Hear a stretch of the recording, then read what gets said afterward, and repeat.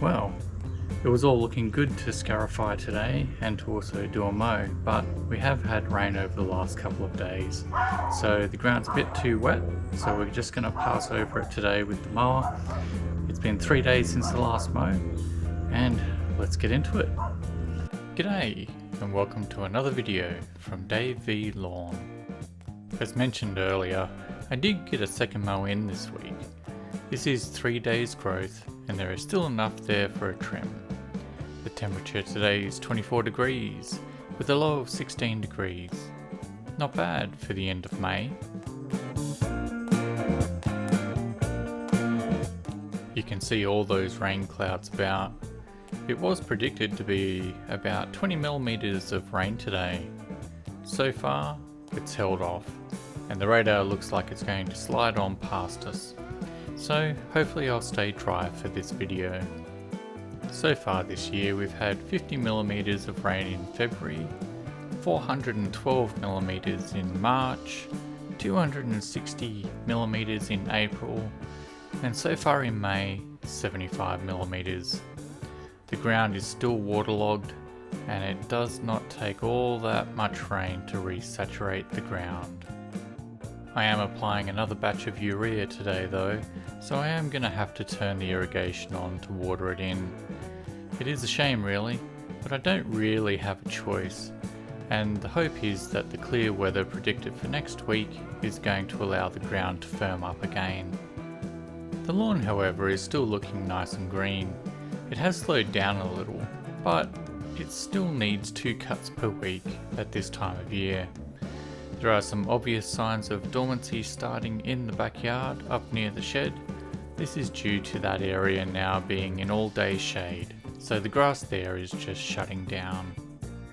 The start of this year has been the wettest I think since 2022. Nowhere near that wet though. Looking it up, in the same period we got over 1500 millimeters of rain for the 4-month period.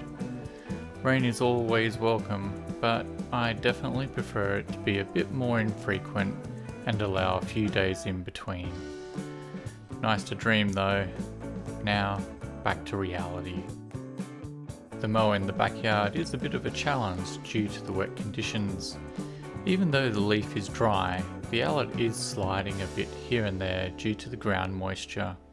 In some spots the overlap is causing a bit of an issue, and the water in the ground is getting pushed to the surface and making the lawn look a bit more dull and dirty. This is mostly around the drains and the hill. The top section of the lawn is looking better due to not holding as much moisture in the ground.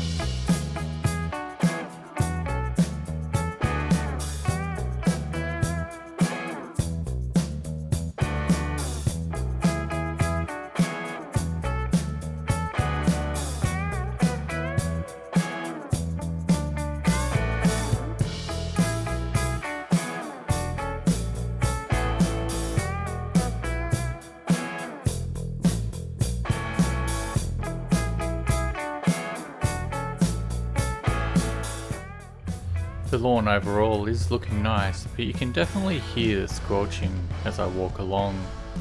2 weeks of fine weather would be amazing right now.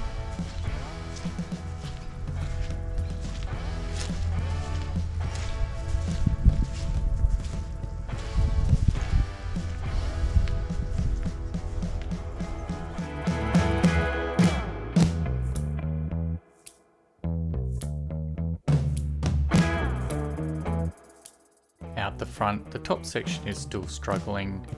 Raising the height of cut has had little effect on the slope near the fence. I think this area will also just go dormant soon enough due to a lack of sunlight, and it is in shade almost all day as well now. During the second mow this week, I mowed an extra strip with the allard on my neighbour's side, just to see what would happen there, and I'm also trying to discourage the paspalum from heading my way.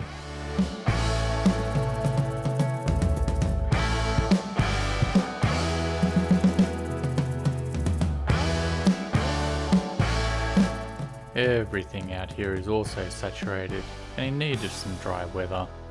The divots where the car park are getting deeper and deeper with every rain shower.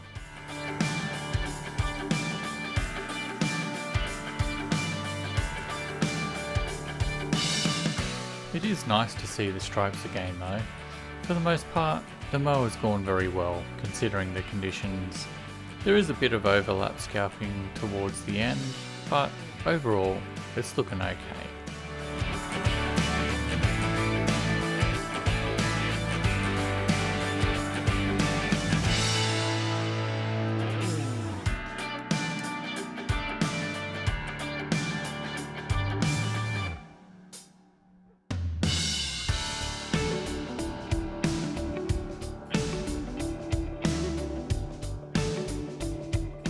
All the leaves on the main section of the front yard have been dealt with by the Massport mower, and just like the rest of the yard, everything is wet.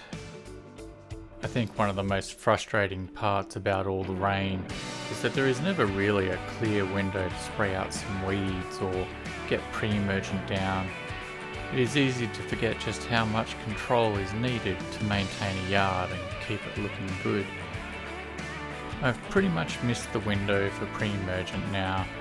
In case you don't know, I did spray it on, but it was not effective, and it may have been washed out with rain before it bonded with the soil, so there is a ton of broadleaf weeds starting to germinate. I think I'm going to just leave them and spray them out before renovation in spring. Hopefully there will be more reasonable weather conditions then.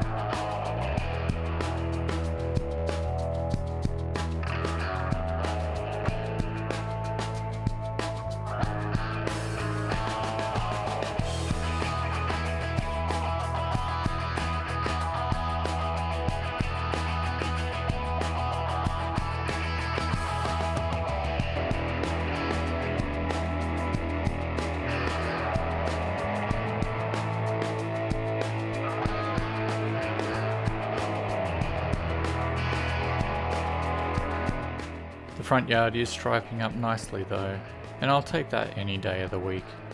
The lawn is looking hungry though, so I am about to apply another batch of granular urea, and yes, I am going to have to water that in.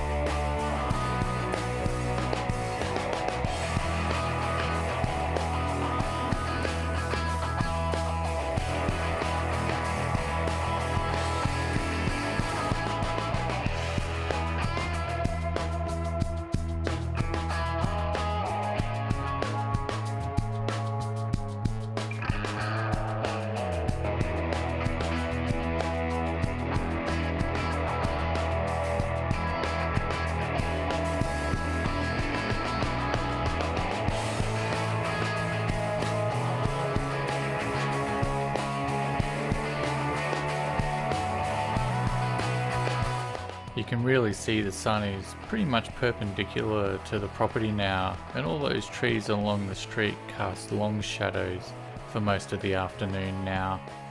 I haven't paid too much attention to the front yard in all this 5-year project deal, So this is the first year where I'm really noticing the weather patterns and the shade patterns on the front yard.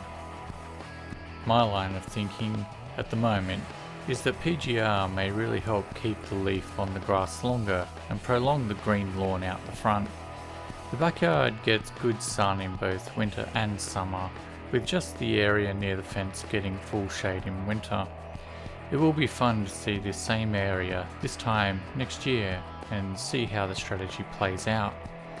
There is always something new to learn, and the grass is always surprising me with how it reacts and changes with the seasons. Next week, I am hoping I can scarify the backyard, so fingers crossed it'll be dry enough to get that done.